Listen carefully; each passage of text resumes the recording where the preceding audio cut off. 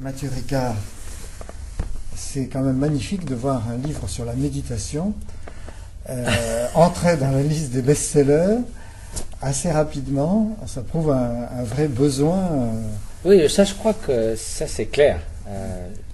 Je l'ai observé incidemment dans quelques déplacements en Europe, que très souvent quand on parle de choses et d'autres, sur les émotions, on fait une conférence sur l'entraînement de l'esprit, sur la façon de gérer les émotions, sur la notion de bonheur authentique, ou même on rencontre des hommes d'affaires. Presque toujours, il y a quelqu'un qui vient à vous et qui dit, voilà, vous savez, j'aimerais bien méditer, comment est-ce que je peux commencer? Qu'est-ce qu'il faut faire?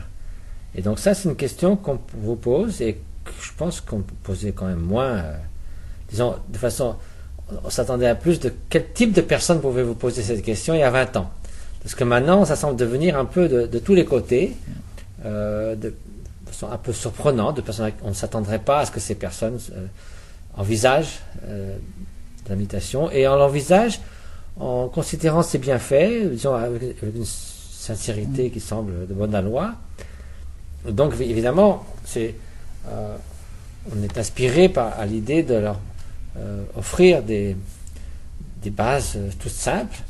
Alors il y a évidemment certainement des livres sur la méditation très inspirants, notamment récemment le bonheur de la méditation, par exemple de Yonggi Migyur Rinpoche, ou d'autres, ou des livres de Bhante Gunaratna Nepola, par exemple, sur la pleine conscience, qui sont magnifiques. Voilà, bon, j'ai voulu porter ma petite contribution, d'abord peut-être à répondre à une question simple, parce que beaucoup de gens disent, mais enfin, pourquoi est-ce que je méditerai? À quoi ça sert? Qu'est-ce que je peux en attendre? Et puis si on leur explique quels pourraient être les bienfaits de modifier la qualité de chaque instant de la vie, qui ne semble pas négligeable, ah oui, mais alors finalement, sur quoi est-ce que je médite? Et puis comment je médite? Donc, c'est de rassembler un éventail assez large d'explications sur différents types de méditation, parce que la méditation, entre guillemets, finalement, ça n'existe pas, puisque ça veut dire, c'est cette traduction de mots qui signifie cultiver des qualités, se familiariser avec une nouvelle manière d'être. C'est l'étymologie des mots tibétains, sanskrits, bhavana, gom, et donc fournir des outils qui permettent de cultiver l'altruisme, qui permettent de cultiver l'attention, de se familiariser avec une meilleure compréhension de la réalité, qui sont donc fondés sur des sources tout à fait traditionnelles et authentiques, et puis formuler aussi de forme d'exercices pratiques, et enfin, au cas où justement je me sois trop fourvoyé dans ces explications préliminaires, accompagné de sources d'inspiration qui, elles, puissent directement aux sources, qui ne seraient peut-être pas utilisables directement telles quelles pour apprendre à méditer, mais qui certainement peuvent profondément inspirer ces différents types de méditation.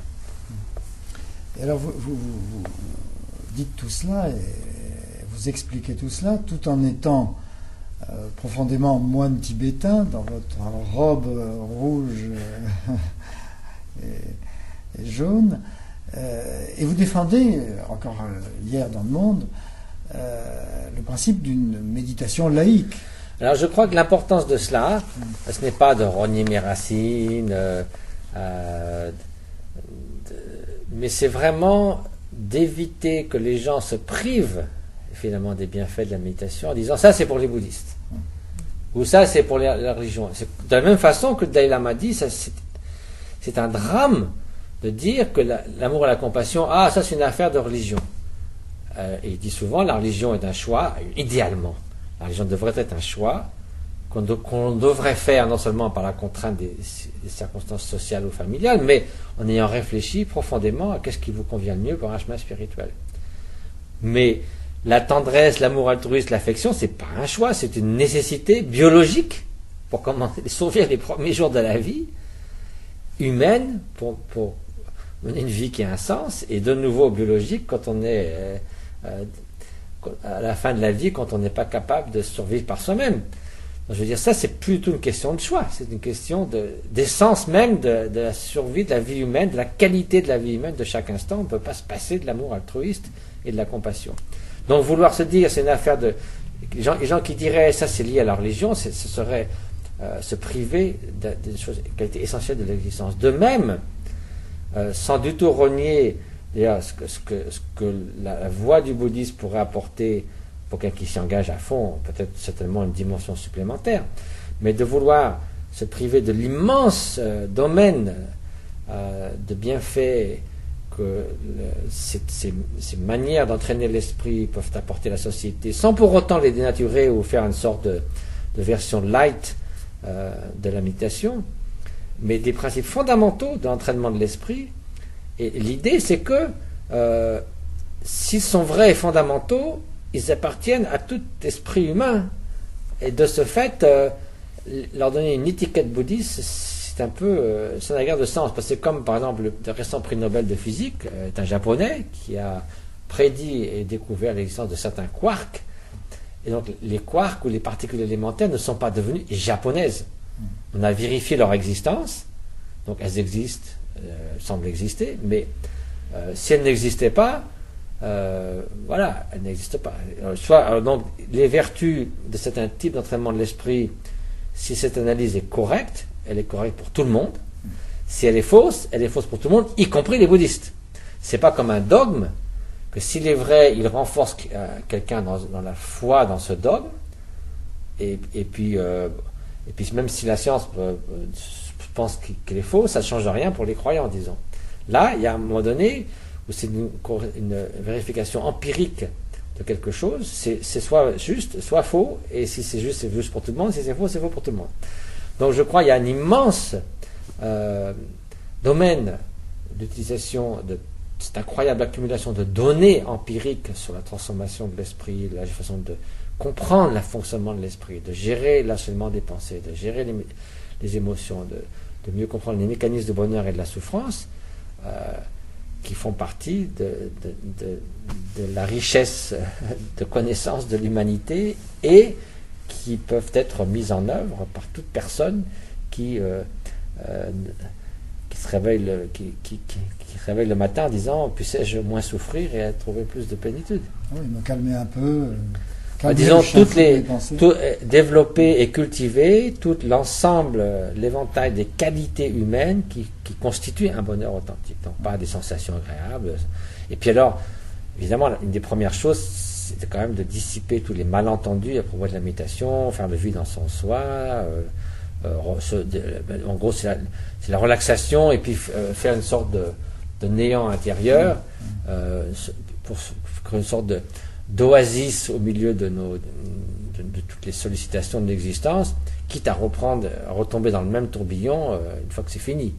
Donc là, l'idée d'un entraînement qui apporte une transformation durable et profonde, c'est évidemment pas juste faire une parenthèse neutre, dirons, du point de vue de ses effets à long terme dans différents moments de notre existence.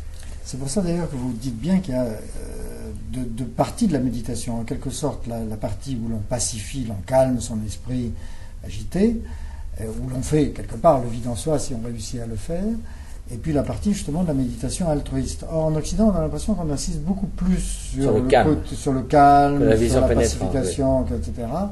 Vous pouvez dire quelques mots? Si vous voulez, le calme intérieur, disons, quoi que l'on vise, quelles que soient les qualités que l'on souhaite développer pendant les autres jours de l'altruisme, ou de meilleur équilibre émotionnel, façon de mieux gérer, par exemple, je sais pas, la colère, la jalousie ou autre.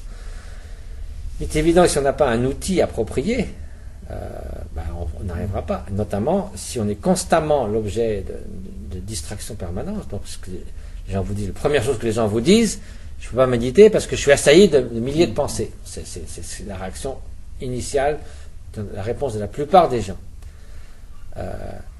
Donc, si vous êtes effectivement complètement submergé, vous ne pouvez pas utiliser votre esprit à autre chose.